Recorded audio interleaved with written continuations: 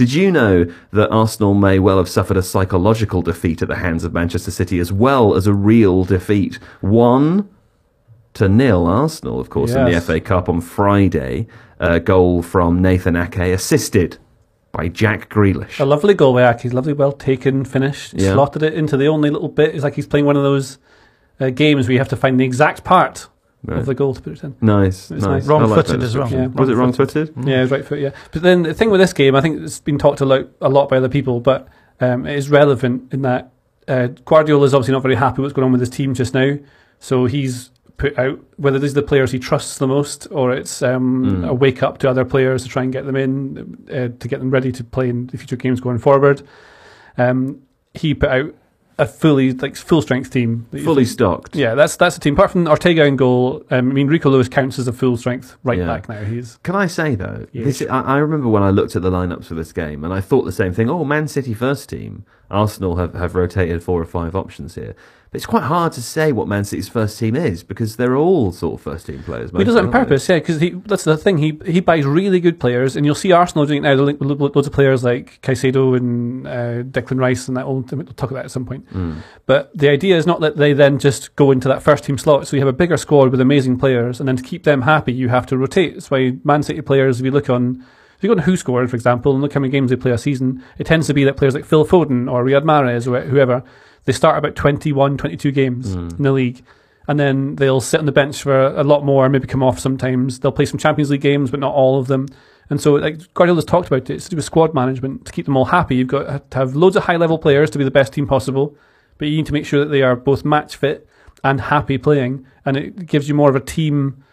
It makes a squad more of a team than just the team being a team, so it's useful for that. Yeah, well, arguably, Guardiola's biggest strength as a coach is being able to have all of those players and manage them all at the same time. Keep them all happy. Because I think most other coaches would have to have a starting 11. It's an interesting new time, though, isn't it? Whereby in the past we would often have conversations about strong personalities and excellent players on the bench wanting to start every game.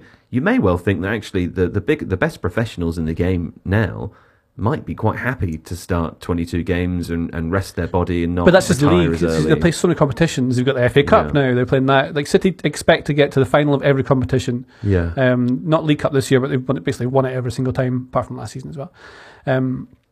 So that is, I had a really good point there. What was it? Such a shame. I wonder what it was. No. Oh, I know what it was. It's to do with Sir Alex Ferguson. And like Guardiola, obviously, he takes a lot of inspiration from other managers, and one of them is how Alex Ferguson managed to keep Manchester United at the top.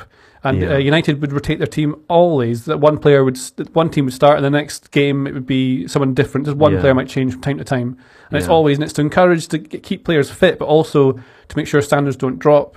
And then, like the team you think about, you'd have like Cole, York, and Giggs, then Beckham, and all the big boys like playing at one time. That like dream lineup. I think Duncan Alexander had this stat once from Opta. Well, he now works with us at the Athletic.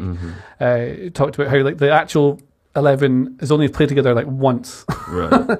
And it's actually just a mixture of all the other players, like Blomqvist and then Stam, and all these guys would drop in and out. Well, you think the heroes of the '99 Champions League final were Sheringham and Solskjaer, who were theoretically the backup strikers. Yeah, that's it. And then you keep them like useful. Like Solskjaer, very useful as a sub, coming on a lot. Like Foden, they called him a super sub, the baby-faced assassin they used to call him. Yes. So, yeah.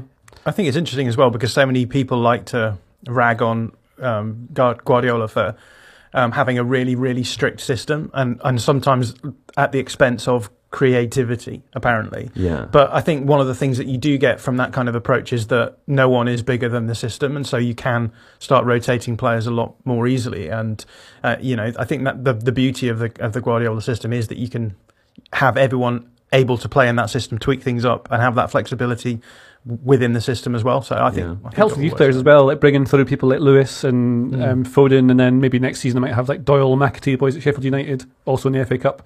They can come through and just play in a team that they know how to play because they're taught the principles of that system young. You think like the Ajax Barcelona academies, the same thing. You put the principles, not necessarily the formation, but they all know very well to play different formations. All players learn these different things.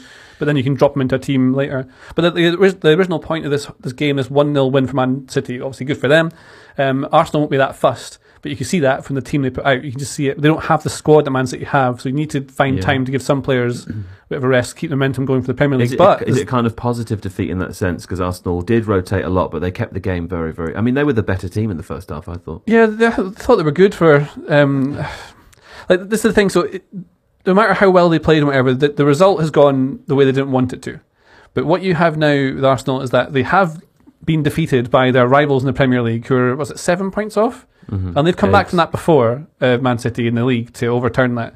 So, although Arsenal have all the momentum and now are the favourites to win the league, and they look great, and like you say, they play really well in this game, they now have that psychological defeat of knowing that when they play against them in the league properly, which I think is on the 15th of February, so quite soon, and so it's a Wednesday, they've been beaten already, so that might make them a little bit more nervous. And when you play with any sort of nerves, it's not good. You want to just be relaxed and pressure-free and expect you're going to win with all the momentum. So it might be that, I don't know if they'll lose any momentum from losing this one game. It shouldn't really bother them. I think both teams will take the positives, right? Yeah. I think Man City will say, look, we can beat Arsenal, and Arsenal will say, yeah, well, we rotated, and it was, it's a competition that we could do without. Yeah, and we lost by 1 goal, and it could have gone differently on the day as well. So I think they'll take that.